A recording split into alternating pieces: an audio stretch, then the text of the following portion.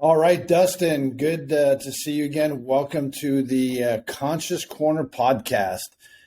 This is where we get to have a conversation, hopefully quick and hitting, about conscious capitalism and some of the topics.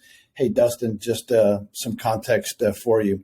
When I was young, I used to love to play baseball, and third base was one of my favorite positions. So if you're familiar with baseball, it's the hot corner.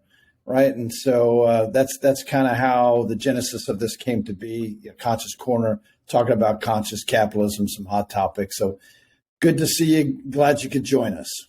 Yeah, glad to be here. Thanks for having me. Yeah, you bet. So, Dustin, as we like to do, or I like to do, is just kick it off, maybe share a little bit about yourself, take a minute or two to do that, give our audience a little context, and then why conscious capitalism is important to you and why we're having this conversation. Sure. Yeah. So I started a company about 20 years ago, and it was a software company. And we got to a little over 100 people, and culture was something that was really important to me. So I felt like I was doing conscious capitalism tenets before I knew what it was called, mainly through the culture and engagement lens.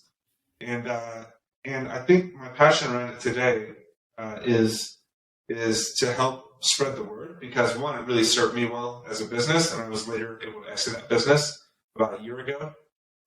And secondly, I feel like we have a leadership crisis in the world, and business leaders have a really strong opportunity to set a good example, and they have a lot of influence as well. So I have influence, or business leaders influence over their customers, their vendors, their employees, and all of their stakeholders.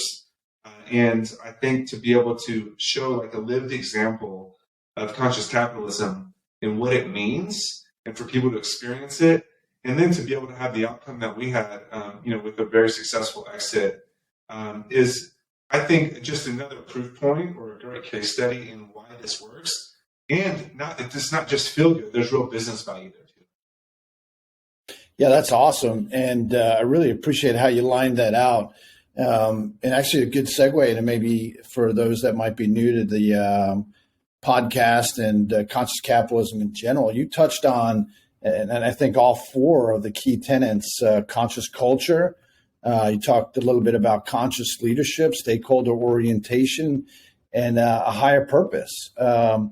And so, Dustin, one of the things I heard you just briefly with that introduction talk about, pressing into making sure you had a good culture, talking about the challenges and opportunities of good leadership and how important all the stakeholders are for that business, and then having the fortunate opportunity to exit out of a business. But I know you personally, with having a view to a higher purpose, or how do I elevate humanity and do good with that business and create some amazing results. So thank you for kind of framing it out for our audience.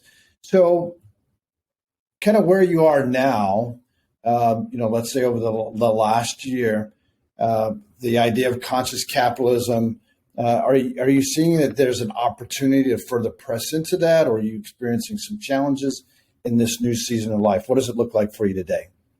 Well, I think there's kind of two ways to think about that. One is I'm a part of the organization that acquired us.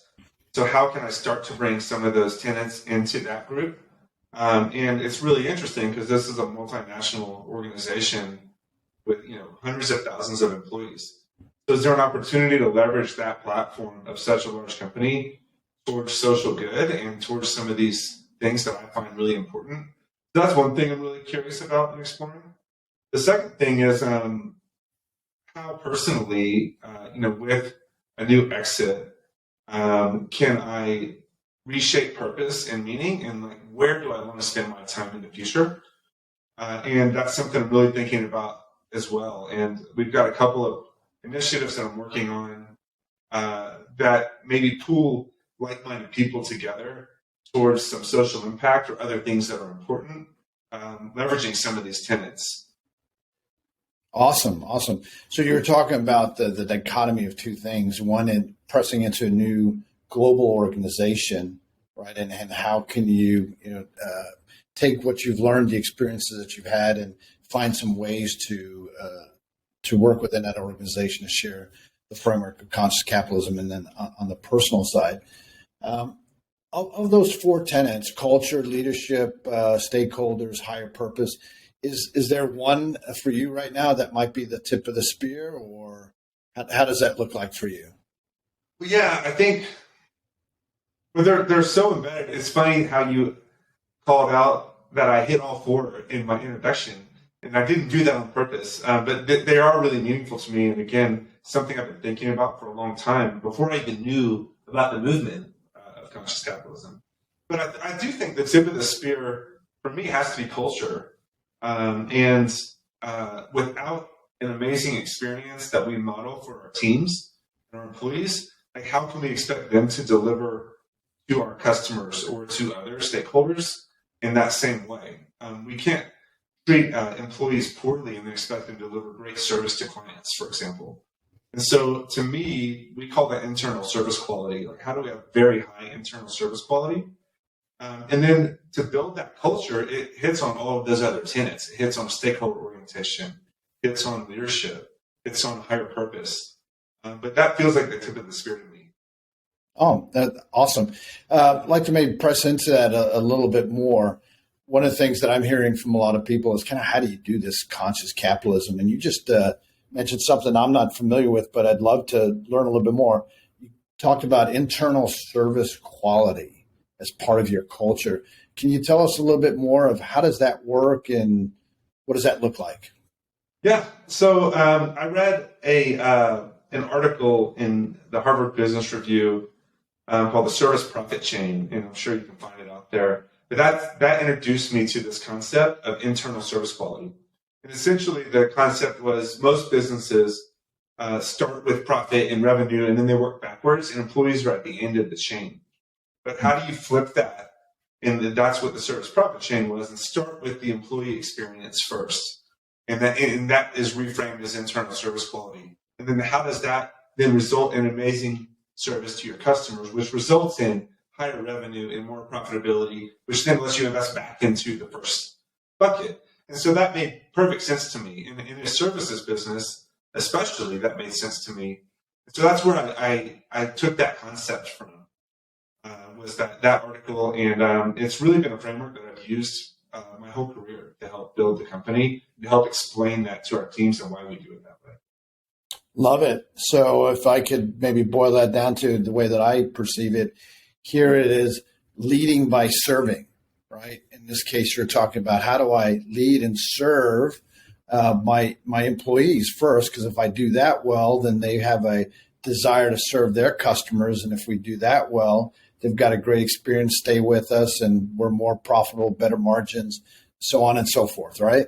Yeah, I think that's right. But I want to be really careful. Like for me personally, I don't use the word servant leadership. That feels like a hierarchy to me, as if we're aligning below or people are aligning above. Whenever I was out with employees, for example, and we introduced ourselves, like those are my coworkers, right? I'm not their boss. I might be their boss, but that again introduces hierarchy. So maybe I'm being sensitive to that. No, but like servant leadership is how some people would describe what you were saying. Okay, it's not the word I would use, but the concepts are similar. But I think there's a slight difference in hierarchy and how we align with each other. Excellent call out. Now that you've rephrased it that way, it makes a lot of sense to me. So thank you for that. All right, let's see. You were talking about the Harvard Review and getting some insights from that. Are there any other leaders or sources that you follow these days that you'd like to point to and maybe have other people take a peek at? That's a hard question. So no one comes to mind right away as far as like a conscious capitalism leader or a business thought leader. But what did come to mind are kind of how I approached our annual planning process. And again, I'll hit on the HBR because we've kind of unloaded on that a little bit.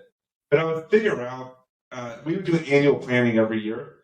And I would give homework to my whole executive team. And it would be like hours of reading and kind of prep so that we could come in and do a good day and a half of planning. And I would typically use that HBR platform to do a deeper dive into whatever I wanted to maybe cover or what our focus needed to be the following year. And so if it was around culture, for example, then I would I would use their platform to search for all of the articles around that and what might be relevant. And I'd probably read 10 times the amount I sent them to read, just to make sure I got the right things that kind of communicated the right concepts. But I love that as a resource, and the subscription is very affordable for a business, and it's something that was really helpful to us to help us reframe and refocus and just get outside perspectives. It feels like an echo chamber a lot of times inside of a business, and when we're all speaking the same language or saying the same thing. So that's one way that we were able to get outside perspective. Another one was our board that we can go into if that's of interest. But that was another way we brought outside perspectives. Great. I love it.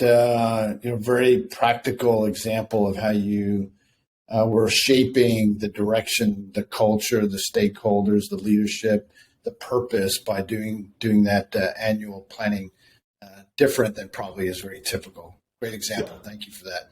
All right. Just kind of as we're coming to an end here. So sold the company. I know you're out in Colorado, beautiful Colorado mountains, all big 10,000, 12,000, high peaks out there. What do you like to do these days for fun? Well, I'm going back and forth between Austin and Colorado, and got family coming out in about 2 weeks for some holidays, and that's going to be exciting. I like to ride my bike a lot out here, so mountain biking is fun either place. And then ski season is about to start, so I snowboard. That's going to be a good time. And I usually throw myself down the mountain on my board, trying things I should be trying. So hopefully I stay safe.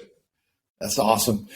All right, Dustin. Well, that wraps up our segment of Conscious Corner today. Thank you for the practical insights. Enjoyed the conversation. As I mentioned maybe earlier today, as I was thinking, have a good Thanksgiving with you and your family. Be safe, and we'll see you around the corner. Thank you.